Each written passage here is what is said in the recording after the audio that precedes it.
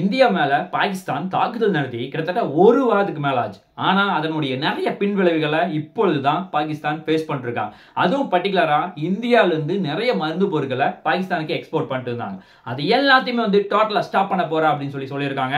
இது பாகிஸ்தானுக்கு ஒரு மிகப்பெரிய அடியா இருக்க போகுது. அதை பத்தி தான் டீடைலா நீங்க பதில பார்க்க போறோம்.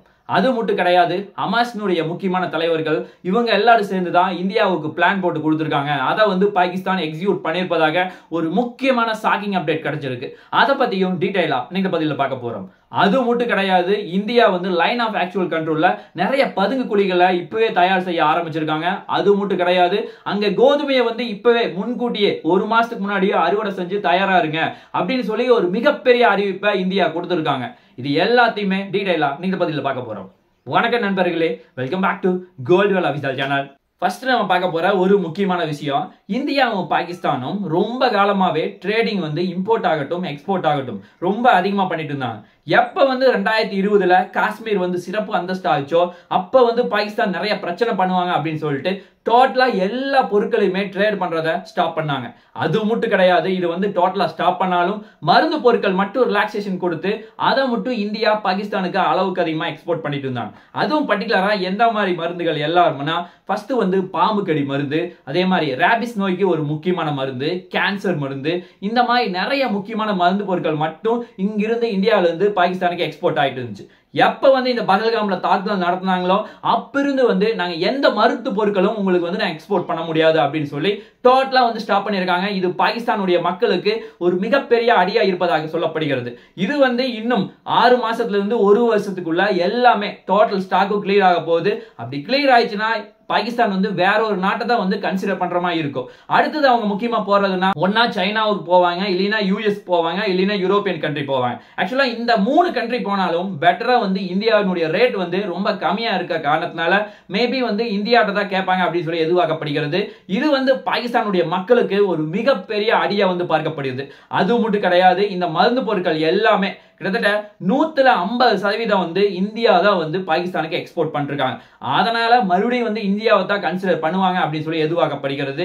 அது மட்டும் கிடையாது, இப்போ இந்தியாவில இருந்து எந்த பொருட்கள் சிங்கப்பூரோ துபாயோ கொழும்புவோ எந்த பகுதிக்கு போகணும்னாலும் அது பாகிஸ்தான் வழியா தான் போய் ஆகணும். ஆக்சுவலா ட்ரேட் அப்படிங்கிறது 2 பேருக்கு கட் ஆனாலும் இன்டைரக்டா இங்க ரேட் அதிகம் பண்ணி பர்டிகுலரா பாகிஸ்தான் வழியா தான் போற மாதிரி ஒரு சிச்சுவேஷன் இருக்கு.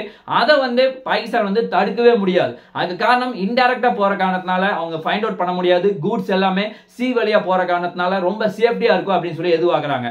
இந்தியாவுக்கு இன்னொரு முக்கியமான அடி விழுந்திருக்கு. அது எந்த மாதிரினா, ரீசன்ட் டைம்ல பஹல்காம்ல தாக்குதல் நடத்தினாங்க. ஆக்சுவலா இது கிட்டத்தட்ட பாகிஸ்தான் தான் பண்ணிருக்காங்க அப்படிங்கிறது நமக்கு தெளிவா தெரியுது. ஆக்சுவலா இவங்க எப்படி இத பிளான போட்டாங்க, எக்ஸிக்யூட் பண்ணாங்க அப்படின்னு சொல்லி ஒரு அனலைஸ் பண்ணி பார்க்கும்போது ரீசன்ட் டைம்ல இஸ்ரேலுடைய தூதர் ஒருத்தர் என்ன சொல்றாரு, ஒருவேளை ஹமாஸ் தான் இந்த பிளான போட்டு கொடுத்திருக்கலாம், அதை பாகிஸ்தான் எக்ஸிக்யூட் பண்ணிருக்கலாம் அப்படின்னு சொல்லி சொல்றாங்க. அதுக்கு காரணம் எப்படி சொல்றாங்கன்னா, ரீசன்ட் டைம்ல 2 வருஷத்துக்கு முன்னாடி ஹமாஸ்னுடைய தலைவர்கள் எல்லாரும் பாகிஸ்தானுக்கு போனாங்க. அது மட்டும் இல்லாம அடிக்கடி இவங்க 2 பேரும் பேசிக்கிட்டே இருக்காங்க, கான்டாக்ட்ல இருக்காங்க. ஒருவேளை இதன் மூலமா தான் நடந்திருக்கலாம் அப்படின்னு சொல்லி சொல்லப்படுது.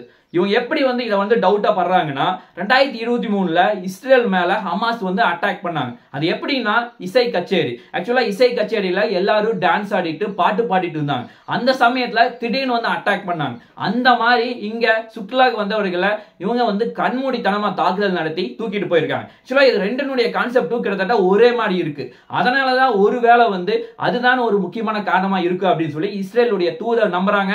இது மட்டும் தான் பிரச்சனையா அப்படின்னு பார்த்தா, ஒருவேளை இன்னும் 1 to 2 மாசத்துல போர் சூழல் கூட வரலாம் அப்படின்னு நினைச்சுக்கிட்டு லைன் ஆஃப் ஆக்சுவல் கண்ட்ரோல்ல ஜம்மு காஷ்மீர்ல நிறைய முக்கியமான பகுதிகள் இருக்கு. கிட்டத்தட்ட எல்லை பகுதி 3000க்கு மேல இந்தியா பாகிஸ்தான் பார்டர் இருந்தாலும் ஜம்மு காஷ்மீர் கிட்டத்தட்ட 700 கிலோமீட்டருக்கு மேல இருக்கு. அதுல எல்லை கொட்டிய பகுதியில நிறைய பேர் விவசாயம் அளவுக்கு அதிகமா பண்ணிருக்காங்க. அதுவும் பர்டிகுலரா கோதுமை எல்லாமே பண்ணிருக்காங்க. ஆக்சுவலா இது இன்னும் மகசூல் ஆகிறதுக்கு இன்னும் 1 to 2 மாசம் ஆகும். ஆனா இப்போ ராணுவ அதிகாரிகள் என்ன சொல்றாங்க, 1 மாசத்துக்கு முன்னாடியே நீங்க அறுவடை செஞ்சிருங்க. இது வருங்காலத்துல ஒரு மிகப்பெரிய இங்க போர் சூழல் வரக்கு வாய்ப்புகள் இருக்கு. அதனால இப்பவே அறுவடை செஞ்சிருங்க. நீங்க அறுவடை செய்யலனா எல்லாத்தையும் தீ வச்சு கொளுத்தி டோட்டலா நாசம் பண்ணிடுவாங்க. கடைசியில நமக்கு உணவு பஞ்சம் வந்துரும் அப்படின்னு சொல்லி ஒரு மிகப்பெரிய ஷாக்கிங்கா முன்னாடியே நீங்க முன்னெச்சரிக்கையா ரெடி பண்ணிருங்க ஒரு அப்டேட் கொடுக்குறாரு. அது மட்டும் கிடையாது, அந்த எல்லை பகுதியை ஒட்டி இருக்க எல்லா கிராமத்திலையும் பதுங்கு குழி உருவாக்குனா தான் நம்ம தப்பிக்க முடியும். அதுவும் பர்டிகுலரா துப்பாக்கி சூடாகட்டும், செல் தாக்குதல் ஆகட்டும், இந்த மாதிரி எந்த தாக்குதல் வந்தாலும் இந்தியா மேல தப்பிக்க முடியும். ரொம்ப அதிகமா பதுங்கு குழிகளை உருவாக்குங்க. அதுவும் மட்டும் கிடையாது, ஆல்ரெடி கவர்மெண்ட் 1000க்கும் மேற்பட்ட பதுங்கு குழிகளை உருவாக்கி வச்சிருக்காங்க.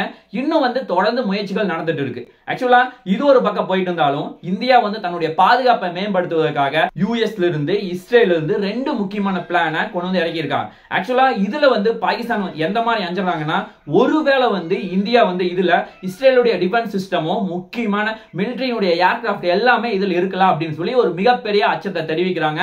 ஆனா நாம வேற ஒரு காரணத்துக்காக தான் கொண்டு வந்திருக்கோம் அப்படிங்கிறது அவங்களுக்கு தெரியல. அதுதான் ஒரு நிதர்சனமான உண்மை. இது எந்த அளவுக்கு போகும், இந்தியா பாகிஸ்தான் பிரச்சனை என்ன ஆகும், எல்லாத்தையுமே நம்ம பொறுத்து பார்ப்போம். பார்க்கலாம் என்ன நடக்குது என்று சொல்லி. நாளைக்கு இன்னொரு நல்ல ஒரு வீடியோவில் உங்களை நான் சந்திக்கிறேன். நன்றி, வணக்கம், தேங்க்யூ, ஜெய் ஹிந்த்.